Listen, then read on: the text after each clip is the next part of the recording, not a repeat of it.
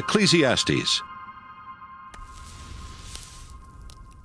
Ecclesiastes chapter 1. When the son of David was king in Jerusalem, he was known to be very wise. And he said, "Nothing makes sense. Everything is nonsense. I have seen it all. Nothing makes sense. What is there to show for all of our hard work here on this earth?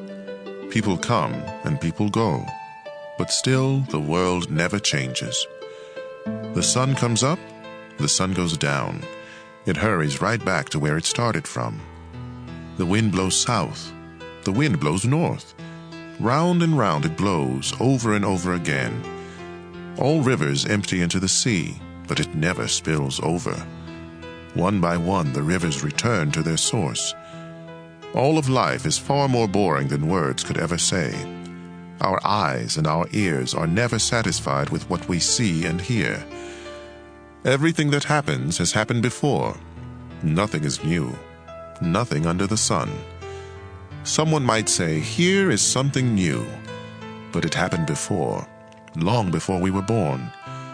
No one who lived in the past is remembered anymore, and everyone yet to be born will be forgotten too.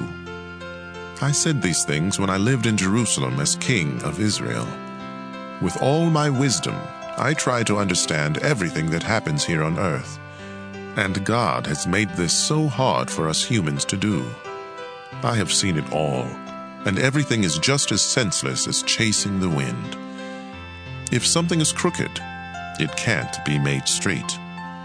If something isn't there, it can't be counted. I said to myself, you are by far the wisest person who has ever lived in Jerusalem. You are eager to learn, and you have learned a lot. Then I decided to find out all I could about wisdom and foolishness.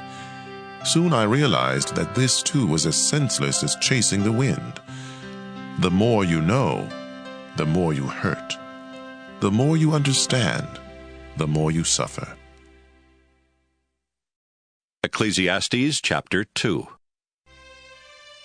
I said to myself, have fun and enjoy yourself. But this didn't make sense. Laughing and having fun is crazy. What good does it do? I wanted to find out what was best for us during the short time we have on this earth. So I decided to make myself happy with wine and find out what it means to be foolish without really being foolish myself. I did some great things. I built houses and planted vineyards. I had flower gardens and orchards full of fruit trees, and I had pools where I could get water for the trees. I owned slaves, and their sons and daughters became my slaves. I had more sheep and goats than anyone who had ever lived in Jerusalem. Foreign rulers brought me silver, gold, and precious treasures. Men and women sang for me, and I had many wives who gave me great pleasure. I was the most famous person who had ever lived in Jerusalem, and I was very wise. I got whatever I wanted and did whatever made me happy. But most of all, I enjoyed my work. Then I thought about everything I had done, including the hard work, and it was simply chasing the wind. Nothing on earth is worth the trouble. I asked myself, what can the next king do that I haven't done? Then I decided to compare wisdom with foolishness and stupidity. And I discovered that wisdom is better than foolishness, just as light is better than darkness. Wisdom is like having two good eyes. Foolishness leaves you in the dark. But wise or foolish, we all end up the same. Finally, I said to myself, being wise got me nowhere. The same thing will happen to me that happens to fools. Nothing makes sense. Wise or foolish, we all die and are soon forgotten. This made me hate life. Everything we do is painful. It's just as senseless as chasing the wind. Suddenly, I realized that others would someday get everything I had worked for so hard. Then I started hating it all. Who knows if those people will be sensible or stupid? Either way, they will own everything I have earned by hard work and wisdom. It doesn't make sense. I thought about all my hard work and I felt depressed. When we use our wisdom, knowledge, and skill to get what we own, why do we have to leave it to someone who didn't work for it? This is senseless and wrong. What do we really gain from all of our hard work? Our bodies ache during the day, and work is torture. Then at night, our thoughts are troubled. It just doesn't make sense. The best thing we can do is to enjoy eating, drinking, and working. I believe these are God's gifts to us, and no one enjoys eating and living more than I do. If we please God, He will make us wise, understanding, and happy. But if we sin, God will make us struggle for a living.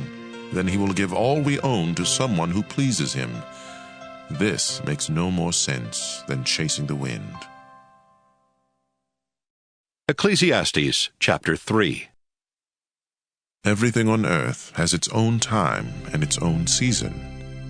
There is a time for birth and death, planting and reaping, for killing and healing, destroying and building, for crying and laughing, weeping and dancing, for throwing stones and gathering stones, embracing and parting. There is a time for finding and losing, keeping and giving, for tearing and sowing, listening and speaking.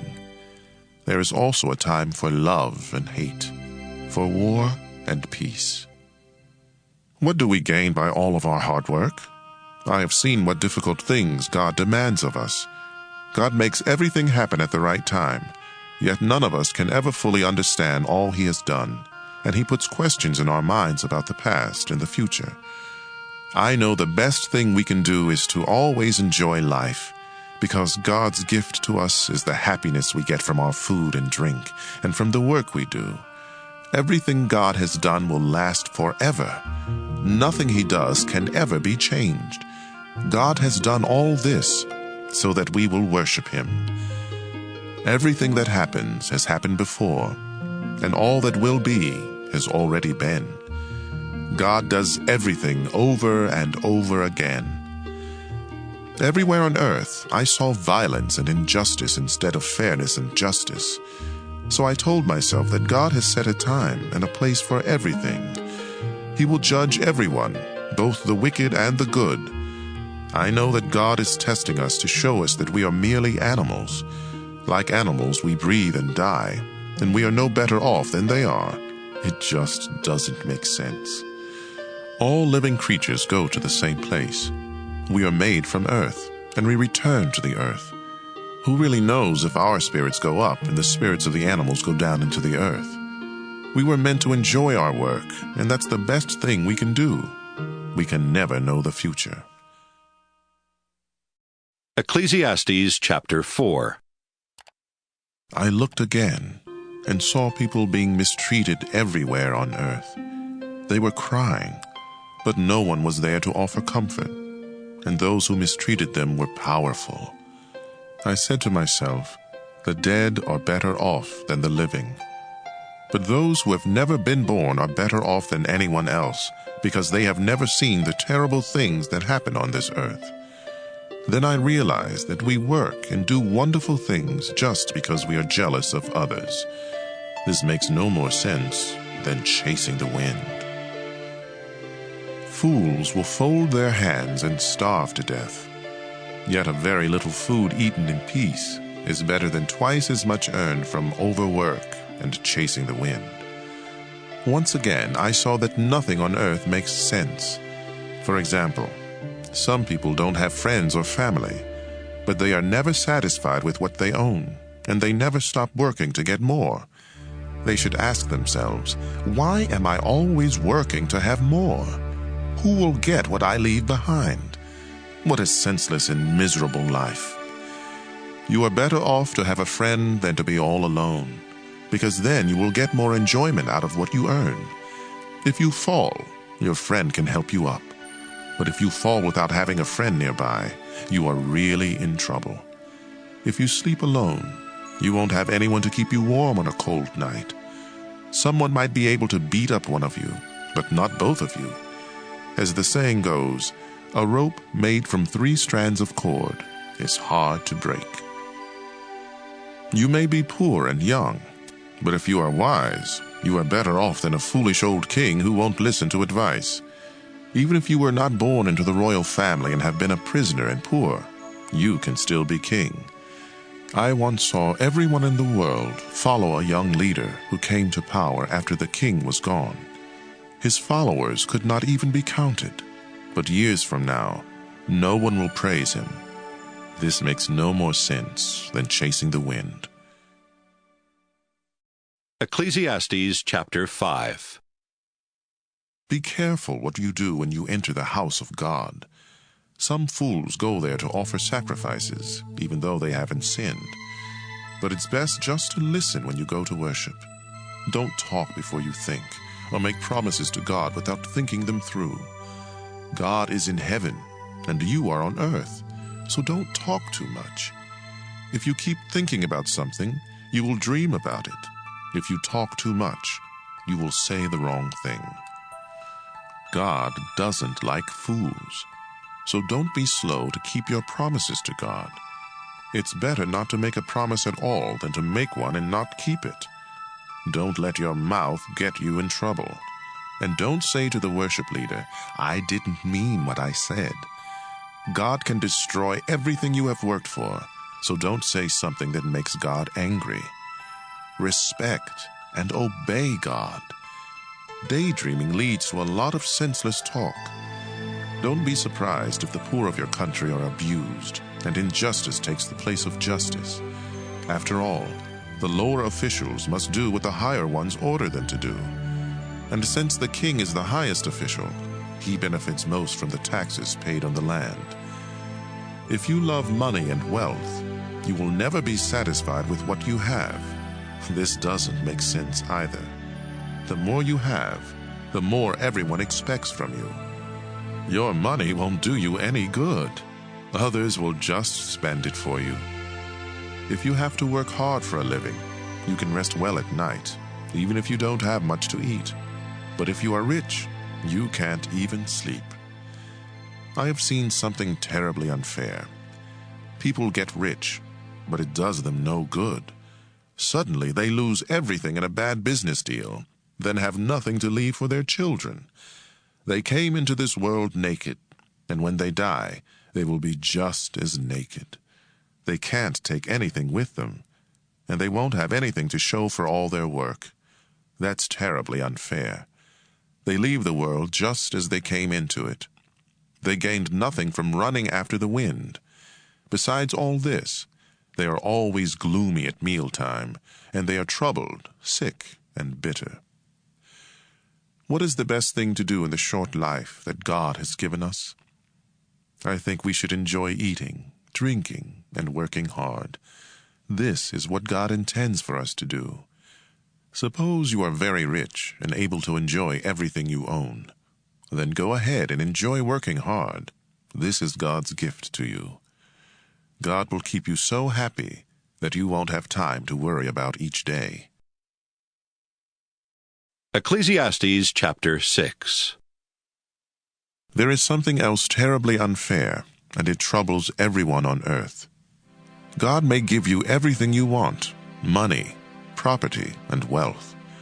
Then God doesn't let you enjoy it, and someone you don't even know gets it all. That's senseless and terribly unfair. You may live a long time and have 100 children, but a child born dead is better off than you, unless you enjoy life and have a decent burial. That child will never live to see the sun or have a name, and it will go straight to the world of darkness, but it will still find more rest than you, even if you live 2,000 years and don't enjoy life. As you know, we all end up in the same place. We struggle just to have enough to eat, but we are never satisfied. We may be sensible, yet we are no better off than a fool. And if we are poor, it still doesn't do us any good to try to live right. It's better to enjoy what we have than to always want something else, because that makes no more sense than chasing the wind. Everything that happens was decided long ago. We humans know what we are like, and we can't argue with God because He is too strong for us. The more we talk, the less sense we make. So what good does it do to talk? Life is short and meaningless, and it fades away like a shadow.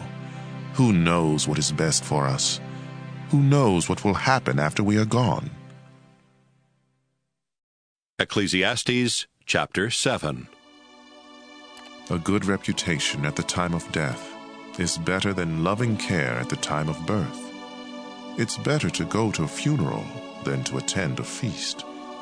Funerals remind us that we all must die. Choose sorrow over laughter, because a sad face may hide a happy heart. A sensible person mourns, but fools always laugh. Harsh correction is better than the songs of a fool. Foolish laughter is stupid. It sounds like thorns crackling in a fire. Corruption makes fools of sensible people, and bribes can ruin you. Something completed is better than something just begun. Patience is better than too much pride. Only fools get angry quickly and hold a grudge. It isn't wise to ask, why is everything worse than it used to be? Having wisdom is better than an inheritance. Wisdom will protect you just like money. Knowledge with good sense will lead you to life. Think of what God has done. If God makes something crooked, can you make it straight? When times are good, you should be cheerful. When times are bad, think what it means. God makes them both to keep us from knowing what will happen next. I have seen everything during this senseless life of mine. I have seen good citizens die for doing the right thing, and I have seen criminals live to a ripe old age. So don't destroy yourself by being too good or acting too smart. Don't die before your time by being too evil or acting like a fool. Keep to the middle of the road. You can do this if you truly respect God. Wisdom will make you stronger than the 10 most powerful leaders in your city. No one in this world always does right. Don't listen to everything that everyone says, or you might hear your servant cursing you. Haven't you cursed many others? I told myself that I would be smart and try to understand all of this, but it was too much for me. The truth is beyond us. It's far too deep. So I decided to learn everything I could and become wise enough to discover what life is all about. At the same time, I wanted to understand why it's stupid and senseless to be an evil fool. Here is what I discovered. A bad woman is worse than death. She is a trap, reaching out with body and soul to catch you. But if you obey God, you can escape. If you don't obey, you are done for. With all my wisdom, I have tried to find out how everything fits together, but so far I have not been able to. I do know there is one good man in 1,000, but never have I found a good woman. I did learn one thing. We were completely honest when God created us, but now we have twisted minds.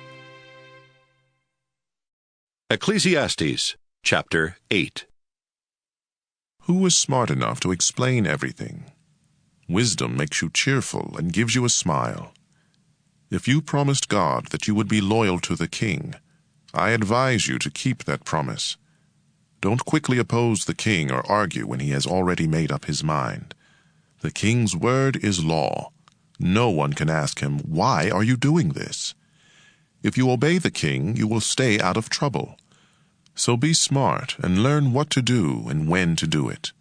Life is hard, but there is a time and a place for everything, though no one can tell the future.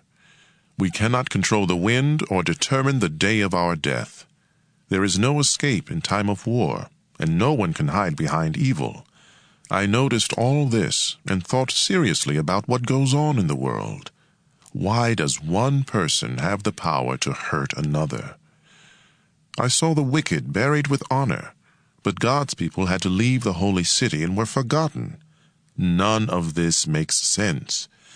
When we see criminals commit crime after crime without being punished, it makes us want to start a life of crime. They commit hundreds of crimes and live to a ripe old age, in spite of the saying, "Everyone who lives right and respects God will prosper, but no one who sins and rejects God will prosper or live very long." There is something else that doesn't make sense to me.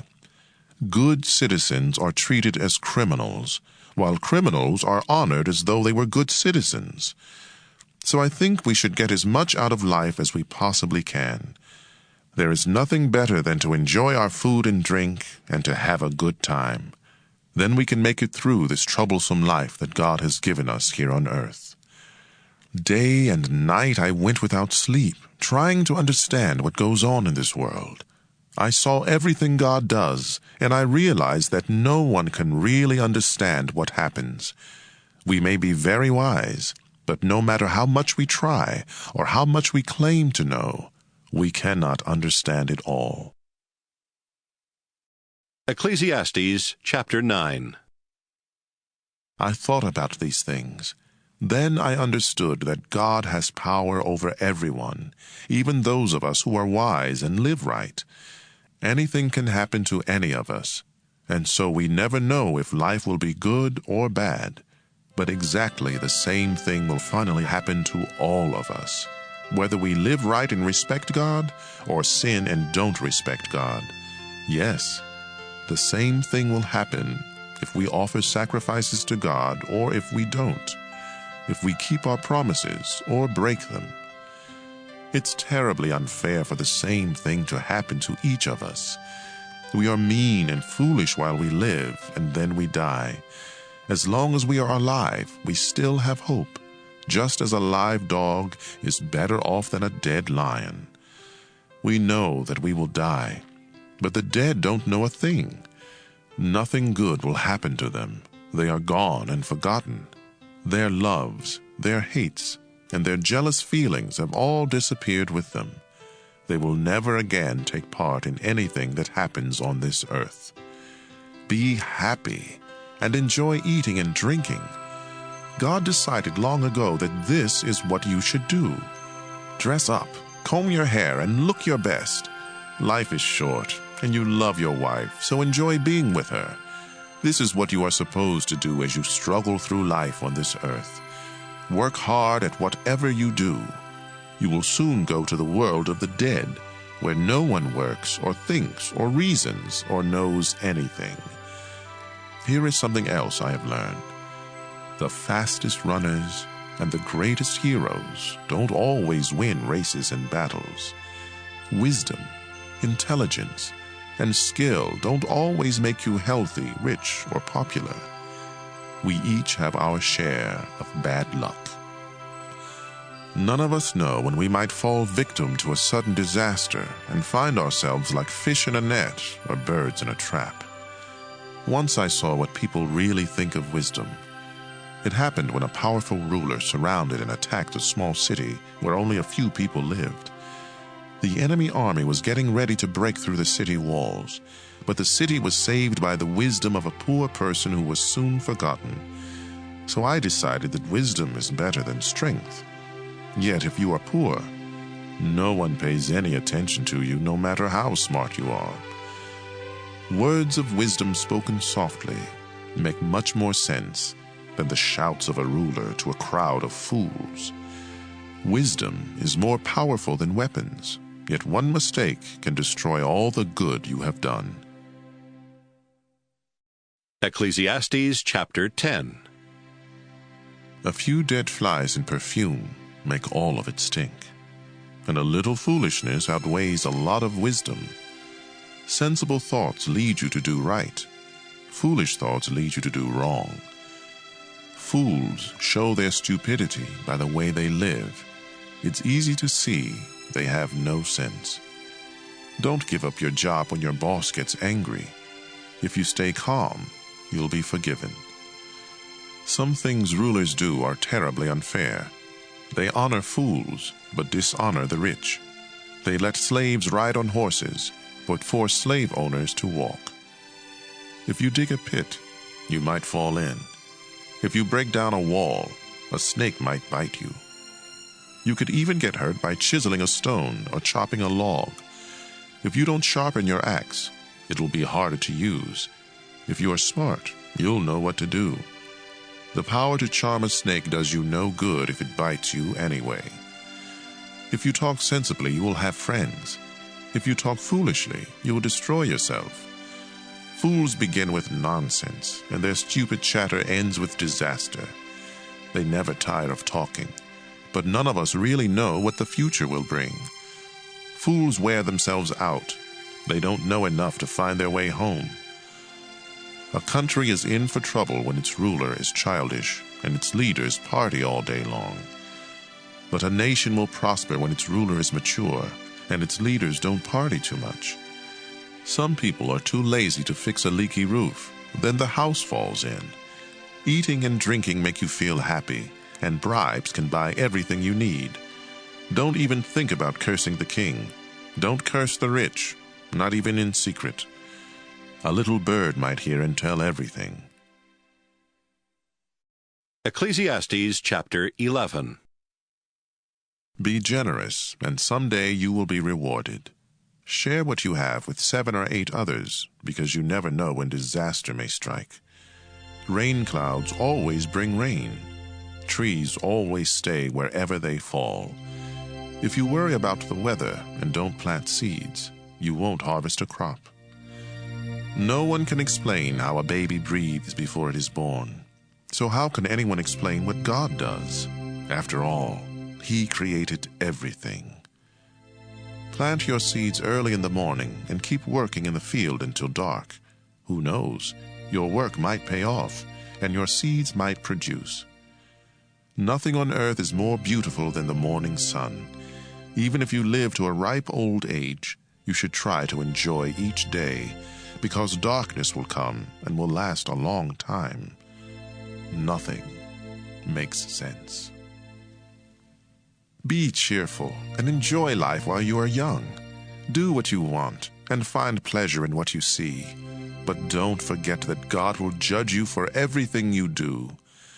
Rid yourself of all worry and pain, because the wonderful moments of youth quickly disappear. Ecclesiastes chapter 12. Keep your Creator in mind while you are young. In years to come, you will be burdened down with troubles and say, I don't enjoy life anymore. Someday the light of the sun and the moon and the stars will all seem dim to you. Rain clouds will remain over your head. Your body will grow feeble, your teeth will decay, and your eyesight fail. The noisy grinding of grain will be shut out by your deaf ears, but even the song of a bird will keep you awake. You will be afraid to climb up a hill or walk down a road. Your hair will turn as white as almond blossoms. You will feel lifeless and drag along like an old grasshopper. We each go to our eternal home, and the streets are filled with those who mourn. The silver cord snaps, the golden bowl breaks, the water pitcher is smashed, and the pulley at the well is shattered. So our bodies return to the earth, and the life-giving breath returns to God. Nothing makes sense. I have seen it all. Nothing makes sense. I was a wise teacher with much understanding, and I collected a number of proverbs that I had carefully studied. Then I tried to explain these things in the best and most accurate way.